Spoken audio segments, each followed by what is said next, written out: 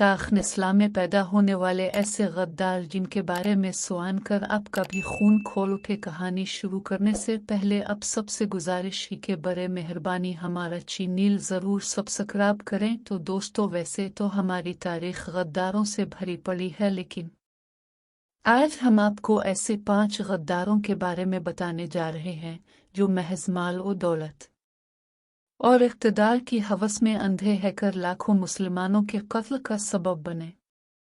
इनमें बहुत से गद्दार ऐसे भी हैं जिनकी वजह से ताख़्न इस्लाम की बहुत बड़ी बड़ी सल्तनतें दुनिया के नक्शे से ऐसे गायब हो गईं कि जैसे उनका कभी वजूद ही नहीं था। लेकिन दोस्तों, अपने कौम व मुल्क से गद्दारी करने वाले बाज़ अफराद को तख्त तो दूर की बात, तख्ता भी नसीब न हो सका। उनका भयानक अंजाम रहती दुनिया तक ये पैगाम देता रहेगा कि अपनी ही कौम के साथ गद्दारी करने वालों के साथ कुदरत कितना भयानक इंतकाम लेती है।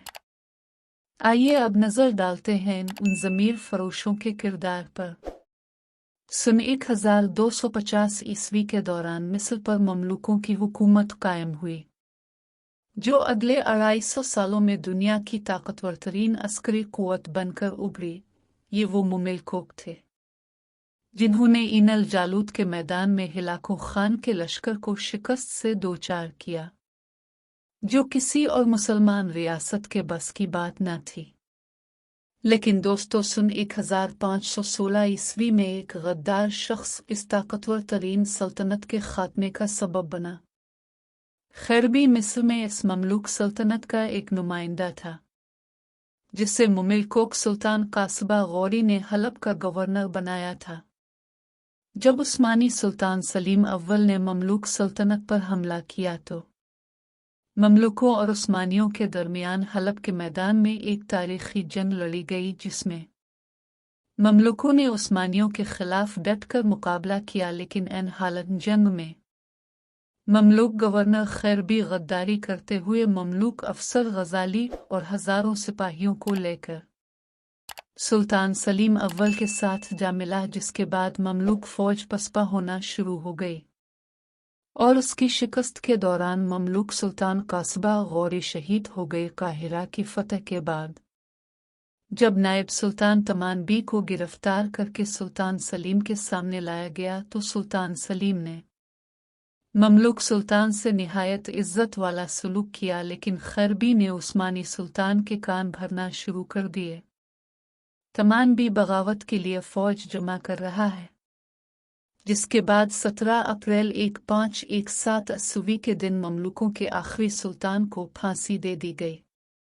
मोहम्मद अली पाशा उस्मानी सल्तनत की तरफ से मिस्र का वाली था। 1805 ईस्वी में मोहम्मद अली पाशा किस्तंतनिया से मंजूर शुदा उस्मानी वासराय के तौर पर मिस्र आए। यहाँ उस्मानी सुल्तान से बगावत करने से पहले मोहम्मद अली पाशा ने मिस्र में ममलूकों का कत्लेआम किया। यकम मार्च 1811 ईस्वी में मोहम्मद अली पाशा ने अरब के वहाबियों के खिलाफ ऐलान जिहाद की गरज से ममलूकों के तमाम आला कायदीन को अपने महल में मदऊ किया। अरब वहाबियों के खिलाफ 600 से 700 ममलूक कारह में जमा हुए, लेकिन मोहम्मद अली पाशा के हुक्म पर इसकी फौज ने इन तमाम ममलूकों को अल-मुक़द्दिम नामी पहाड़ी से नीचे गोलियों से भून कर रख दिया। फिर मोहम्मद अली पाशा ने 29 अक्टूबर 1827 ईस्वी में सुल्तान मोहम्मद सानी के खिलाफ बगावत करते हुए अपनी फौजें शाम में दाखिल कर दें और मिस्री अफवाज फतूहात करते हुए इक्का तक जा पहुंची। यहाँ उन्होंने 6 माह के मुहासरे के बाद इक्का पर भी कब्जा कर लिया। इसके बाद मिस्री फौजें अनातोलिया में दाखिल हो गईं, जहाँ मोहम्मद अली पाशा ने उस्मानी फौज को ज़बरदस्त शिकस्त दी। करीब था कि मोहम्मद अली पाशा किस्तंतनिया पर हमला करके सल्तनत उस्मानिया का खात्मा ही कर डालता। इस मौके पर उस्मानी सुल्तान ने रूस फौजी की मदद तलब की, जिसके बाद इस फितने सफ़ा हस्ती से मिटा दिया गया। इब्न अल्क़मी बगदाद में खिलाफन अब्बासिया का एक वज़ीर था। इब्न अल्क़मी न सिर्फ ये कि एक गद्दार था, बल्कि इस गद्दार ही की वजह से कई लाख मुसलमान शहीद हुए थे। जिस ज़माने में इब्न अलकमी वज़ीर था, इस वक्त अब्बासी तख्त पर अब्बासी खलीफा अल-मस्तिस्म बिला तख्त नशीन था। ख्वारज़मी सल्तनत की तबाही के बाद इब्न अलकमी ने अब्बासी खलीफा को फ़ौज की तादाद कम करने के लिए कान भरना शुरू कर दिए। इसने कहा कि मंगोल कभी भी मुसलमानों के खलीफा के खिलाफ जंग नहीं लड़ेंगे, और वैसे भी इतनी ज़्यादा फ़ौज खजाने पर बोझ है। जिसके बाद खलीफा अल-मस्तिस्म ने अपनी आधी फ़ौज को ख़त्म कर दिया। अलिफादेर दूसरी तरफ इसने दनपदा हलाकू खान से ख़तो किताबत शुरू कर दी और हलाकू खान को ये यकीन दिलाया कि अब्बासी खलीफा के हुक्म से फ़ौज ख़त्म कर दी गई है। चुनांचे 1258 ईस्वी में हलाकू खान आंधी और तूफ़ान की मानंद बगदाद जा पहुँचा। इसने बगदाद शहर की ईंट से ईंट बजा दी। कहते हैं कि इसने बगदाद में 5 लाख मुसलमानों का कलाम किया था।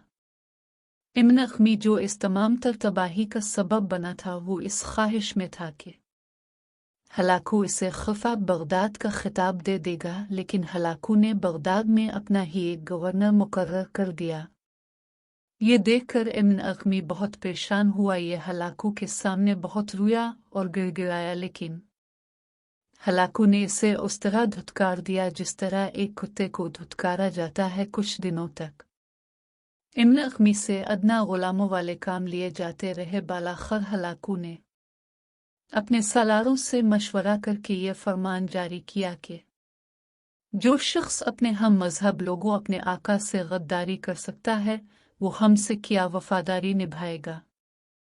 चुनांचे इब्न अलकमी को इंतहाई दर्दनाक मौत से नवाज दिया गया। यूं एक गद्दार और लाखों मुसलमानों के कत्ल का सबब बनने वाला दरिंदा अपने अंजाम को पहुंच गया।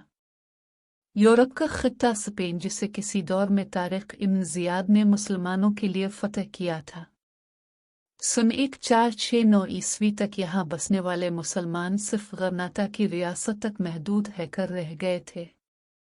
तब अहले गरनाता को एक काबिल और इंतहाई बहादुर हुक्मरान मुयस्सर आया, जिसने मसीही क़ुव्वतों की स्टाइल और ईरागोन खराज देने से इनकार करते हुए इनके खिलाफ एक बड़ी जंग लड़ी। तादाद और क़ुव्वत कम होने के बावजूद गरनाता के हुक्मरान अबुल हसन ने उन्हें बदतरीन शिकस्त से दो चार किया, लेकिन ये इम्रान जंग में ही था कि इसके बेटे अबू अब्दुल्ला ने गद्दारी करते हुए तख्त गरनाता पर कब्जा कर लिया।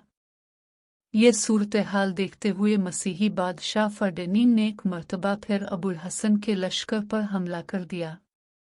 दूसरी तरफ इसका बेटा अबू अब्दुल्ला भी फर्डिनेंड का साथ देते हुए अपने बाप से मुकाबले पर आ गया। अपने ही बेटे की गद्दारी और बगावत को देखते हुए अबुल हसन पर फ़ालिज का हमला हो गया। यूं गरनाता की रियासत अबू अब्दुल्ला के हाथों में आ गई। अबू अब्दुल्ला ने मसीही ताकतों से इस रियासत का सौदा महज एक छोटी सी जागीर के इवज़ कर दिया। इस लालची और खुद गरज इंसान की वजह से हज़ारों मुसलमान अपनी जानों से हाथ धो बैठे और गरनाता जैसा ज़रख़ेज़ और ख़ूबसूरत ख़िता हमेशा हमेशा के लिए मुसलमानों के हाथों से निकल गया। शर्फ़ मक्का का मनसब फ़ातिमी खुलफ़ा के अहद में कायम किया गया था, जिसकी बुनियादी ज़िम्मेदारी मक्का मुअज़्ज़मा और मदीना मुनव्वरा में आज़िमैन हज उम्रा का इंतज़ाम व एहतमाम था। ये परअज़मत ओहदा 1000 साल तक कायम रहा। अलबत्ता सबसे आखिरी बनने वाले शर्फ़ मक्का को तारीख़ उम्मत इस्लामिया के सबसे बड़े गद्दार के तौर पर याद करती है, क्योंकि दोस्तों हुसैन बिन अली, जिसे सल्तनत उस्मानिया की तरफ से शर्फ़ मक्का का ओहदा दिया गया, इसने अंग्रेज़ों के जासूस लॉरेंस ऑफ अरेबिया का साथ देते हुए अरब कबाइल में कौम परस्ती के जज्बात को हुआ दी और उन्हें उस्मानी फ़ौजों के खिलाफ बगावत पर उकसाया। जिन नज़ीम अव्वल में सल्तनत उस्मानिया की शिकस्त और उसके खात्मे का सबसे बड़ा सबब शर्फ़ मक्का हुसैन बिन अली यही शख्स था जिसने तमाम मशरिक़ी वस्त से तमाम उस्मानी हुकूमत का खात्मा करके यहाँ बरतानवी और फ्रांसीसी तसल्लुत कायम किया।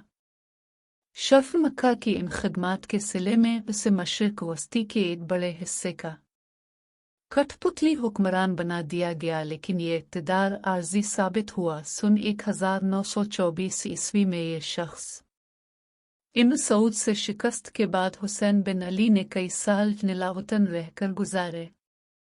ऑर्डन नामी मुल्क में आज भी इक़्तिदार हुसैन बिन अली के परपोते के पास है। तो दोस्तों, आपकी नज़र में इन सब में से बड़ा गद्दार कौन सा है? कमेंट करके अपनी राय से ज़रूर आगाह कीजिएगा। जज़ाकल्लाह खैर।